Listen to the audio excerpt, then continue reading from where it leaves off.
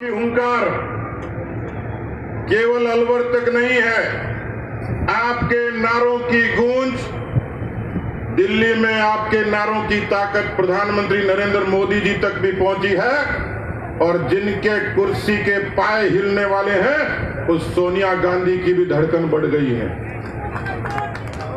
इसलिए कार्यकर्ता साथियों, मैं बहुत लंबी बात नहीं करूंगा। अरे गला बचा के रख, थोड़ी देर में भी वापस लगवाऊंगा ना।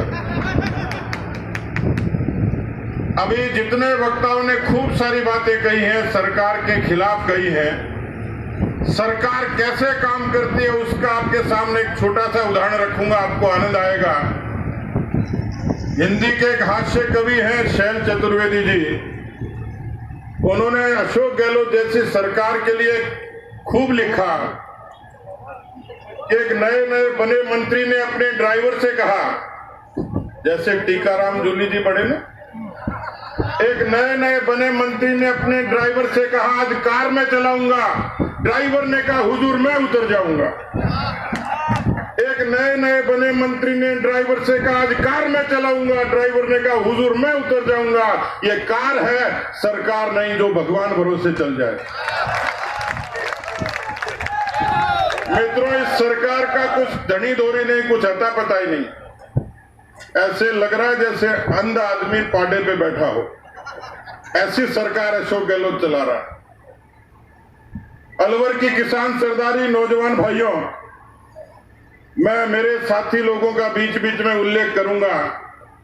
सरकार कैसी होती है, नेता कैसा होता है, सरकार कैसी चलती है। रूस और यूक्रेन का युद्ध के बारे में आप सबको जानकारी है। दोनों तरफ भीषण बमबारी थी, 25,000 लोग हिंदुस्तान के फंसे हुए थे। मेरे क्षेत्र के राठौड़ साहब के, सब लोगों के क्षेत्र के मेडिकल के विद्यार्थी भी फंसे हुए थे। देश के प्रधानमंत्री को चिंता थी, पड़ोसी देशों में 4-4 मंत्री भेजे, वायुसेना के विमान भेजे, लेकिन उन विद्यार्थियों को, हिंदुस्तान के उन लोगों को रोमानिया, हंगरी और पोलैंड के बॉर्डर पर तो खुद की जोखिम पर ही आना था। मेरे क्षेत्र में एक मेडिकल का विद्यार्थी जब लौट कर आया तो मैंने पूछा तुम सकुशल हंगरी के बॉर्डर पर कैसे पहुंचे? उन्होंने कहा जो आप सब लोगों को ताकत देने वाला, ऊर्जा देने वाला और प्रेरणा वाला किस्सा है। उसने कहा हिंदुस्तान के लोग इकट्ठे हुए, हम सारे विद्यार्थी एक कपड़े का टुकड़ा लिया, उस पर तिरंगा पेंट किया, तिरंगे को रंगा, उस तिरंगे को लेकर जब सड़क पर निकले तो एक चमत्कार देखा। रूस ने भी गोलीबारी रोक दी, यूक्रेन ने भी गोलीबारी रोक दी और 25 के 25,000 लोग हिंदुस्तान में सकुशल आ गए। मित्रों, सरकार ऐसी होती है, नेता ऐसा होता है, साख ऐसी होती है। रुक जा भैया, बाद में करना। साख ऐसी होती है, नेता ऐसा होता है और देश के स्वाभिमान को बढ़ाने के लिए हम सब का सौभाग्य है कि देश में प्रधानमंत्री के रूप में नरेंद्र मोदी जी ने इस देश के स्वाभिमान को ऊंचाइयां दी हैं। यहां मंच पर जिन बातों का जिक्र हुआ, बाबा बालकनाथ जी सांसद महोदय भी कह रहे थे कि आजादी के 75 साल हो गए। 75 सालों की आजादी में 55 साल तक कांग्रेस पार्टी को राज करने का अवसर मिला मित्रों, लेकिन 55 वर्षों में नेहरू जी, इंदिरा जी, राजीव जी, मनमोहन सिंह जी, इनकी सरकारें रही। लेकिन इतिहास गवाह है कि हिंदुस्तान की तरक्की के लिए अलवर के किसी गांव की सड़क को जोड़ने का काम किसी ने शुरुआत की और आज हम सब का सौभाग्य है कि उनकी शुरुआत की हुई 70,000 किलोमीटर सड़कें राजस्थान में अटल बिहारी वाजपेयी जी की प्रधानमंत्री ग्राम सड़क योजना की है। यहां पर बहुत संख्या में किसान भाई बैठे हैं। किसानों की हिंदुस्तान की आजादी के बाद जो सबसे बड़ी सहूलियत थी वो किसान क्रेडिट कार्ड थी। अटल जी कहते थे शहर के व्यक्ति के बटुए के में क्रेडिट कार्ड होता है, किसान टुकुर टुकुर देखता है उस किसान को देकर ताकत देने का काम उस किसान क्रेडिट कार्ड ने किया। हिंदुस्तान के बारे में जब लोग कहते थे हिंदुस्तान कमजोर हो गया, उस समय अमेरिका और यूरोप की छाती पर 3-3 परमाणु के विस्फोट करके हिंदुस्तान को ताकत देने का काम हुआ था। मित्रों, ये माताएं बहनें बैठी हैं हिंदुस्तान में, गांव की उस दशा में देखिए जब कोई मां और बहन किसी गांव में अंधेरा होने का इंतजार करती थी, उसकी सुरक्षा को खतरा था, सम्मान को खतरा था, स्वास्थ्य को खतरा था। देश के प्रधानमंत्री नरेंद्र मोदी जी ने लाल किले से ऐलान किया और 10 करोड़ शौचालय बनकर इन मातृशक्ति की सम्मान की रक्षा उन्होंने की। आज बैंक का खाता आसान लगता होगा, लेकिन 44 करोड़ बैंक के खाते, उज्ज्वला की योजना किसी कांग्रेस पार्टी की देन नहीं थी। इंदिरा आवास के नाम पर न छत थी, न खिड़की थी, न दरवाजे थे। हिंदुस्तान के 3 करोड़ लोगों को, राजस्थान के 15 लाख लोगों को छत देने का काम देश के यशस्वी प्रधानमंत्री नरेंद्र मोदी जी ने किया। मित्रों, देश में बदलाव शुरू हुआ और आप लोग यहां सब लोग पैदा होने से लेकर, जन्म से लेकर, परण से लेकर मरण तक भगवान राम की महिमा का गुणगान करते हो। एक वो सरकार है जो शिव मंदिर पर 300 साल पुराने शिव मंदिर पर बुलडोजर चलाती है, और एक योगी की सरकार है।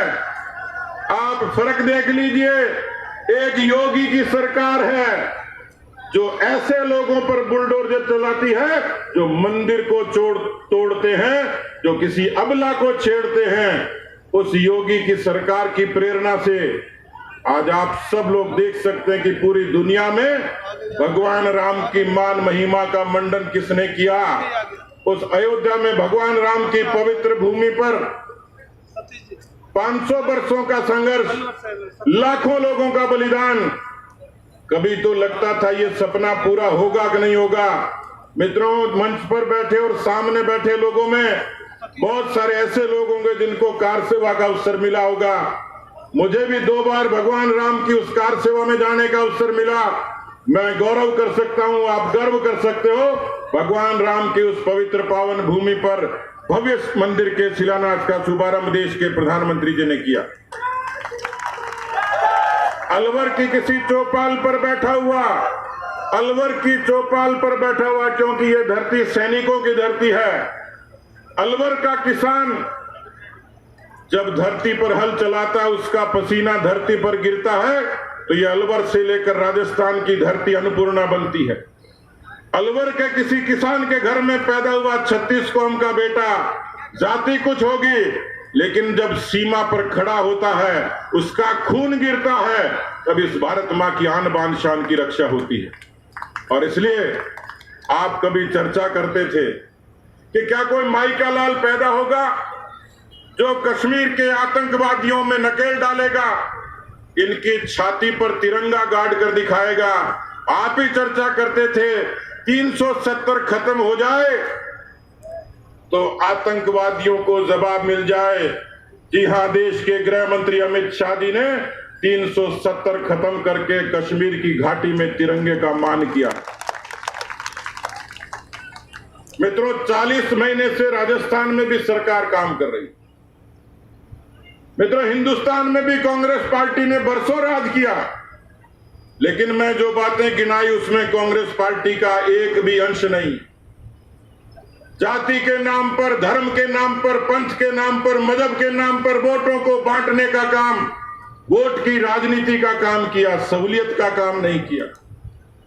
और मदन दिलावर जी भी ठीक कह रहे थे कि राजस्थान में ये 2 दंगों की शुरुआत हुई है, उसमें पीएफआई जैसी आतंकवादी संस्थाओं का हाथ है, जिन्होंने राजस्थान को दंगिस्तान बना दिया। और इसके लिए कोई दोषी है तो राजस्थान का मुख्यमंत्री अशोक गहलोत है। मित्रों, क्या हालत है कानून व्यवस्था की। हिंदुस्तान में, दुनिया में सबसे पीसफुल स्टेट, शांतिपूर्ण प्रदेश कोई था तो राजस्थान था। 7 लाख से भी ज्यादा मुकदमे दर्ज हुए, और 1 साल का आंकड़ा कहता है कि सबसे ज्यादा अपराध कोई हुए तो महिलाओं और दलितों के प्रति हुए। अलवर की धरती पर हुए। मुझे बहुत लोगों ने पूछा कि ये कार्यक्रम जयपुर में कर सकते थे, जोधपुर में कर सकते थे, उदयपुर में कर सकते थे। मैंने कहा कि जिस धरती पर सबसे ज्यादा खून गिरा, जिस धरती पर अबलाओं की चीखें हैं, जिस धरती पर हरीश जाटव और योगेश जाटव जैसे निर्दोष लोगों की हत्याओं का कलंक सरकार के माथे पर है, जो मेवात आज चुनौती बना हुआ है, जो मेवात आज उन आतंकवादियों का, अलगाववादियों का, दंगाइयों का क्षेत्र बना हुआ है, उस अलवर की धरती से देशभक्त लोगों ने, उस अलवर की धरती पर समर्पित और मजबूत किसानों ने, उस अलवर की धरती के नौजवानों ने कांग्रेस पार्टी को सबक सिखाने के लिए संघ द्वार से यह ऐलान किया है। और इसलिए किसान भाइयों, नौजवान साथियों, मुझे अच्छे तरीके से ध्यान है, कांग्रेस पार्टी के एक अंतर्राष्ट्रीय नेता वो अलवर भी आए थे। मैं उनका एक वीडियो देख रहा था। वीडियो देखते देखते भीड़ में से किसी का नाम पुकारा कि खड़ा हो जा, क्या नाम है तेरा? उसने कहा रूप सिंह नाम है मेरा। अलवर के पास सभा थी ना राहुल गांधी की,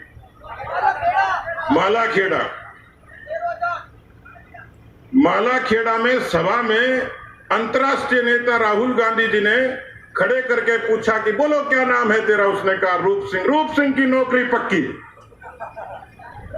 अब अपना रूप सिंह अभी तक जूतियां घिस रहा है, 3 साल हो गए। रूप सिंह को तो नौकरी तो छोड़ो, उसकी दरखास्त लेने के लिए कोई तैयार नहीं। वही राहुल गांधी जी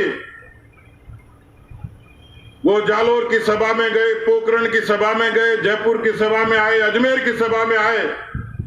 उन्होंने कहा 10 तक गिनती गिनूंगा।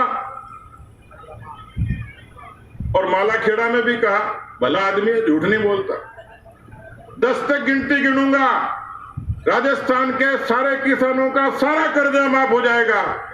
एक बार तो मेरे को भी झटका लगा। मैंने कहा ये काम तो भगवान कृष्ण भी नहीं कर सकते थे, ये अवतार कहां से ले लिया भाई? 1200 दिन हो गए, सैकड़ों किसानों ने आत्महत्या कर ली। श्री गंगानगर के, रायसिंह नगर के, ठाकरी गांव के किसान सोनलाल कटेल ने एक लाइव वीडियो जारी किया, जिंदा वीडियो जारी किया, सबके सामने अपनी आत्महत्या की और यह कहा कि मैं कर्जे से तंग आकर आत्महत्या कर रहा हूं और मेरी हत्या का दोषी कोई है तो राजस्थान का मुख्यमंत्री अशोक गहलोत। 9000 से भी ज्यादा किसानों की जमीनें कुर्क हो गई। 70 लाख नौजवानों ने परीक्षा दी, 1 लाख को नौकरी देंगे, 69 लाख का क्या होगा बताया ही नहीं। भ्रष्टाचार की स्थिति यह है मित्रों कि हर 32 किलोमीटर पर एक अफसर पकड़ा जाता है। और जैसे आप होटल में खाना खाने जाते हो, वो रेट लिख बताता आपको, दाल फ्राई के 60 रुपए, भिंडी के 80 रुपए, टमाटर की सब्जी के इतने। ऐसे एक मेन्यू कार्ड बना हुआ है भ्रष्टाचार का कि राजस्व महकमे में इतने देने पड़ेंगे, पंचायती राज में इतने देने पड़ेंगे, पुलिस में इतने देने पड़ेंगे। और ये मैं नहीं कह रहा, इस मेन्यू कार्ड को राजस्थान की पुलिस के अधिकारियों ने भी कहा ऐसा होता है। मित्रों, अस्पताल बीमार हो गए, स्कूल लाचार हो गए, पानी और बिजली के लिए सब लोग त्राही त्राही कर रहे हैं। और ऐसे में अशोक गहलोत जी के पास कुछ बचा नहीं। आपने उनका एक भाषण सुना होगा, उन्होंने कहा कि मेरा इस्तीफा सोनिया गांधी के पास पड़ा है। मित्रों, मैंने सोनिया गांधी जी को निवेदन किया है आप सबकी तरफ से कि आपने इतने दिनों तक हिंदुस्तान में 70 साल की राजनीति में आपके खानदान ने देश पर कोई उपकार नहीं किया। 55 साल तक देश को लूटने के अलावा, दंगे के अलावा कुछ नहीं किया। आप एक भला कर दो, ये जो इनका इस्तीफा पड़ा हुआ उसको खड़ा कर दो, स्वीकार कर लो, राजस्थान का भला हो जाए। हम लोग इस सिंह द्वार में इसलिए आए मित्रों, मेरे सभी साथी आपके सामने आए। पिछले कई दिन से आदरणीय राठौड़ साहब, आदरणीय अरुण चतुर्वेदी जी, भाई लक्ष्मीकांत जी, आप सब लोगों को प्रेरित कर रहे थे कि इस ओंकार रैली में आइए। मदन दिलावर जी, भजनलाल शर्मा जी, संजय शर्मा जी, नरूका जी, बलवान जी, हमारे मोर्चों के सभी अध्यक्षगण, हरिराम जी, बहन अलका जी, हिमांशु जी, जितेंद्र मीणा जी, हमारे जितने पार्टी के सभी प्रमुख पदाधिकारी हैं, हमारे विधायक और पूर्व विधायक हैं, उन्होंने बड़ा परिश्रम करके, क्योंकि मुझे बराबर जानकारी मिली कि मंजीत भाई, हमारे जयराम जाटव जी, रामहेत यादव जी, संजय शर्मा जी, बनाराम जी, हमारे रामकिशन जी, हमारे सुखवंत जी, ज्ञानदेव आहूजा जी, इस यज्ञ में जिनको जितने परिश्रम की आहुति देनी थी सबने परिश्रम किया। और मैं आप सब लोगों से गुजारिश करूंगा, नाम तो बहुत है, कुछ छूट भी सकते हैं। मामन सिंह जी बैठे हैं, हमारे मंगलराम जी बैठे हैं, खींची साहब बैठे हैं, बनवारी सिंगल भी, पंडित धर्मवीर जी का तो आशीर्वाद शुरू से ही है, और हमारे हेम सिंह भड़ाना जी, विजय मीणा जी, मोहित यादव जी, कोई बारात में नाम छूट नहीं जाए भाई, देवी सिंह जी, महेंद्र यादव जी, घनश्याम गुजर जी, मंगलराम कोले जी, अशोक अग्रवाल जी। तो एक काम करो, कोई नाम छूट जाएगा तो हरियाणा की तरह मेरा कुर्ता खींच देंगे, तो इनके सम्मान के लिए जोरदार ताली बजा के दिखा दो एक बार, जोरदार ताली इन सब के लिए।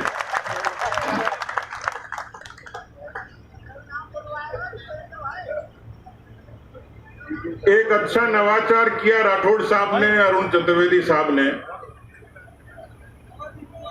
और बाबा बालकनाथ जी ने भी उसमें सहमति दी। और अपने बाबा जी एक बार आदेश दे दे तो अपन टालते नहीं। ज्ञापन देने जाना था सरकार को, सरकार का नुमाइंदा कलेक्टर। मैं अभी ज्ञापन पढ़ा, मुझे अच्छा लगा। हमें अशोक गहलोत की सरकार से कोई उम्मीद नहीं है। आपको है क्या? नहीं है। अशोक गहलोत सरकार को ज्ञापन देने जाना था कलेक्टर को, है? छुट्टी मारे थे। अभी तो कलेक्टर छुट्टी पे, थोड़े दिन बाद कांग्रेस परमानेंट छुट्टी पे जाने वाली। ये जो ज्ञापन देना था कलेक्टर के मार्फत मुख्यमंत्री को देना था, लेकिन मंच की राय ये बनी है, आप सब लोगों की राय हो तो ये ज्ञापन हम आपको ही सुपुर्द करेंगे, जनता जनार्दन को सुपुर्द करेंगे। 12 सूत्री मांगे हैं राजस्थान के किसानों की, कानून व्यवस्था की, भ्रष्टाचार की, बेरोजगारी की, इन सब बातों को समाहित करते हुए जनता को हम ये ज्ञापन सौंपते हैं, आप सब लोगों को सौंपते हैं। ये ज्ञापन अलवर जिले के एक एक गांव में, एक एक बूथ तक जाना चाहिए। ये जनता के हाथ में जाना चाहिए। जनता तक ज्ञापन पहुंचेगा तो मुझे लगता है कि कांग्रेस मुक्त होने में बहुत ज्यादा देरी नहीं होगी। 2023 का दिन वो होगा। मैं आप सब लोगों के चेहरे, आपका उत्साह, आपका पसीना, भारतीय जनता पार्टी के लिए आपका समर्पण, ये देखकर, ये समझकर मैं भरोसा कर सकता हूं कि आज सिंह द्वार पर यह सभा करने का निर्णय उचित ही था। सिंह द्वार की ये हुंकार 2023 में अलवर जिले से और पूरे राजस्थान से कांग्रेस की परमानेंट विदाई कर देगी। राजस्थान कांग्रेस मुक्त होगा। भारतीय जनता पार्टी के राज में लोक कल्याण के जो काम होते थे, वो सारे काम स्वर्गीय भैरव सिंह शेखावत जी से लेकर वसुंधरा जी के शासनकाल में, अटल बिहारी वाजपेयी जी से लेकर मोदी जी तक देश और प्रदेश में जो लोक कल्याण के काम हुए थे, वो एक बार फिर से राजस्थान की धरती पर उतरेंगे, ऐसा मैं मानता हूं, भरोसा करता हूं। इतनी बड़ी संख्या में आप लोग आए। मैं देख रहा था, जब मैं आया था तो ये पूरा पंडाल भरा था, पूरी सड़कें अलवर की भरी थी। आप चिंता मत करिए, इसकी पूरी खबर पक्ष को और विपक्ष को दोनों को है। लेकिन ये रैली, ये जनहुंकार रैली, मुझे लगता है कि राजस्थान में इतिहास रखने का, इतिहास रचने का ये पहला पड़ाव है। मैं आपसे निवेदन करना चाहता हूं, आप में वो ताकत है, वो ऊर्जा है कि आप लोग अच्छी अच्छी सत्ताओं को बदल सकते हो। आपका परिश्रम एक एक कार्यकर्ता का इस राज को सबक सिखाने की ताकत रखता है। और इसलिए मित्रों, जब हम उछलते हैं तो आसमां उछलता है, जब हम उछलते हैं तो आसमां उछलता है, जब हम मचलते हैं तो तूफान मचल उठते हैं। हमें बदलने की कोशिश न कर जमाने, जब हम बदलते हैं तो इतिहास बदल उठते हैं। अलवर की सभा से इतिहास को बदलने का समय आया है। आप सबके चरणों में एक बार फिर से विनम्र प्रणाम। इस सभा के लिए जिन लोगों ने जितनी मेहनत की, टेंट से लेकर पेंट तक, सबको मेरा सलाम, धन्यवाद।